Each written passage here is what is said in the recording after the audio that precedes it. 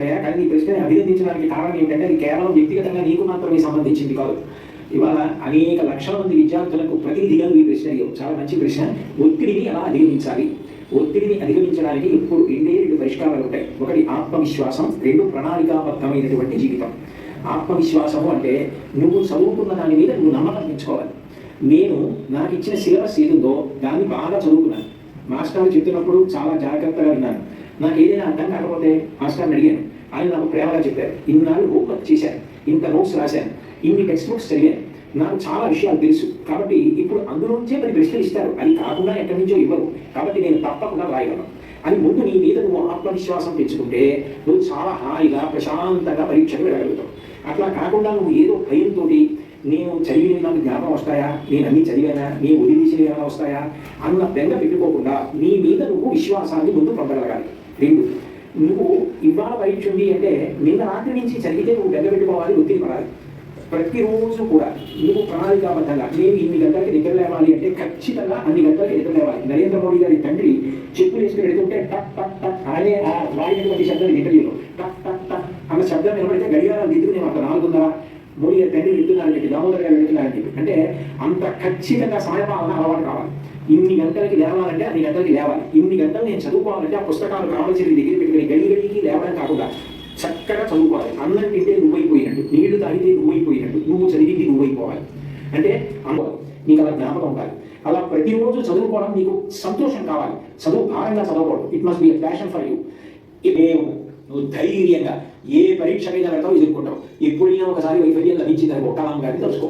Fail అంటే ఆయన fail అంటే పడిపోయేది కాదు. First attempt in learning, FAIL define చేశారు. ఇది మొదటిసారి మళ్ళీ చేతిలో మట్టి మూత కింద పడితే భూమి అడ్డుకుంటుంది, బంతి పడితే పైకి లేస్తుంది. అలా పైకి లే, తప్ప బెంగ పెట్టుకో. ఇక పైన అన్ని విజయ పరంపరలతో కొనసాగు. శుభాభూయాలు. ధన్యవాదాలు గురుగారు. ఉన్నత పాఠశాలలో 10వ తరగతి చదువుతున్నాను. గురుగారు, దానితో పోటీ పడుతూ ముందుకు పరిగెడుతున్న మా తరం వారికి రామాయణం, మహాభారతం, భాగవతం వంటి గ్రంథాలు చదవడం వల్ల ఉపయోగం ఏమిటో తెలియజేయండి గురుగారు. నువ్వు జాషువా అని పేరు పెట్టుకున్నందుకు కూడా ఎంతో సంతోషంగా ఉన్నాయా. ఆ పేరు పెట్టిన మీ అమ్మగారికి, నాన్నగారికి నమస్కారం చేస్తున్నాను. మహానుభావుడు ఏం కవిత్వం చేశారయ్యా. ఒక్కొక్క పద్యం చదువుతుంటే గుండెలు పిండిసినట్టు అంత ఒక్క పద్యాలు రాశారు కదా ఆయన.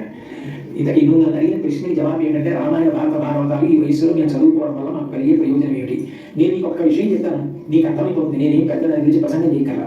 మహాభారతంలో శల్యుడు అని పైన ఉన్నాడు. ఆయన మద్రదేశాధిపతి. అంటే పాండవులకి 2 భార్యలు, ఉత్తి మాద్రికి సోదరుడు.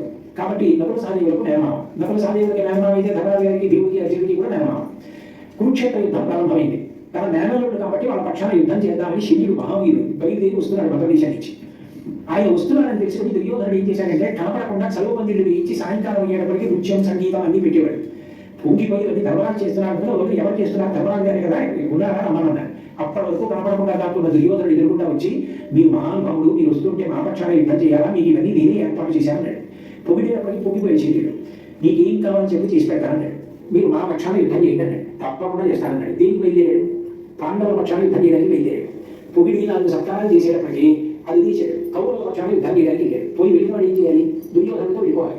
కౌరవ ధర్మరాజు గారి దగ్గరికి వెళ్ళాడు. ఆయన తెలిసిన విజయ్ ఈయన తెలియదా? ఈయన కూడా పొగిడాడు. పొగిడి ఆయన కుర్చీ వేసి కూర్చోబెట్టి తన కింద కూర్చొని అంశోపాఖ్యానం చెప్పన్నాడు.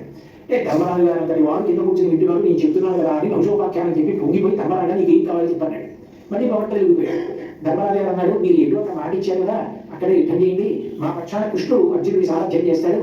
మళ్ళీ కృష్ణుడితో సమానమైన సారథి మీరి. కాబట్టి మీరు పదాది గ్రంథములు, మంచి మంచి గ్రంథములు ఎక్కడ ఏ భాషలో ఎందులో ఉన్నా చదివి వచ్చి స్వీకరించి వాటి జీవితంలో అనుష్ఠానాల్లోకి తెచ్చుకోవాలి. ఏమా? ధన్యవాదాలు. నేను అమరజీవి పొట్టి శ్రీరాములు ఉన్నత పాఠశాలలో 10వ తరగతి చదువుతున్నాను. విలువలు లేని విద్య ఎందుకు అసంపూర్ణంగా ఉంటుందో తెలియచేస్తారా గురుగారు? చక్కగా స్పష్టంగా పంజరంలో చిలక పలికినట్టు పలికారు. అమరజీవి పొట్టి శ్రీరాములు గారు అని. విలువలు లేని విద్య ఎందుకు అసంపూర్ణం అవుతుంది? విలువ అనే మాటని అర్థం ఏంటంటే నువ్వు ఎలా ప్రవర్తిస్తున్నావు అన్న దాన్ని బట్టి విలువ ఉంటుంది. అన్ని కాగితాలే, కానీ కరెన్సీయే డబ్బు అవుతుంది. కేంద్ర ప్రభుత్వం ముద్రించినదేమో అది కరెన్సీ. అట్లాగే నువ్వు చదువుకున్నది ఆచరణాత్మకమైతే విలువ అవుతుంది. నువ్వు చదువుకుని విలువ ఏది పాటించలేదనుకో ఎట్లా అది విలువ అవుతుంది? ఉదాహరణకి ఇవాళ సభ ప్రారంభంలోనే గౌరవ మంత్రివర్యులు మాట్లాడుతూ నేను పుట్టపర్తి వెళ్ళాను. శుభోదయం, నా పేరు బి నందిని. నేను శ్రీనివాస రామానుజన్ తరగతి నుంచి వచ్చాను. ఈరోజు నేను నేర్చుకున్నది ఏంటంటే మన కోసం మనం పరిశుభ్రంగా ఉంచుకోవాలి. మనం చేస్తే వేరే వాళ్ళు కూడా నేర్చుకోవాలి. అలాగే ఏదైనా పని చేసేటప్పుడు అది మంచిగా చెడ్డగా ఆలోచించి దాని గురించి మంచిగా చెప్పాలి. అలాగే ఏదన్నా తినేటప్పుడు చేసేటప్పుడు అందరికీ నా పేరు హర్షప్రియ. నేను శ్రీనివాస్ రామానుజన్ తరగతి నుంచి వచ్చాను. ఈరోజు మా తరగతిలో నేను నేర్చుకున్నది ఏంటంటే మహాభారతం రామాయణం వల్ల ఏం నేర్చుకున్నానంటే ఎవరైనా మనకి పొగిడితే పొంగిపోకుండా మనకి మంచి చెడు అనేది మనము చూసుకొని దాన్ని బట్టి ప్రవర్తించాలి. తర్వాత విద్యార్థులకు ఒత్తిడి ఏ రకంగా ఉంటుందో దాన్ని బట్టి మనము ఏదైనా పని చేయాలి. దానివల్ల మనకి మంచి చెడు అనేది ఏంటో తెలుస్తుంది. Thank you. అందరికీ నా పేరు కలం సిద్ధార్థ్. నేను శ్రీనివాస రామానుజన్ తరగతి నుంచి వచ్చాను. మహాభారతం రామాయణం అనేది మరి ఎందుకు చదవాలంటే అవి మనకి ఒక కొత్త పాఠాన్ని అనేది నేర్పిస్తూ ఉంటుంది. దానివల్ల ఎన్నో విలువలు ఎన్నో సాంప్రదాయాలు నేర్చుకోవచ్చు.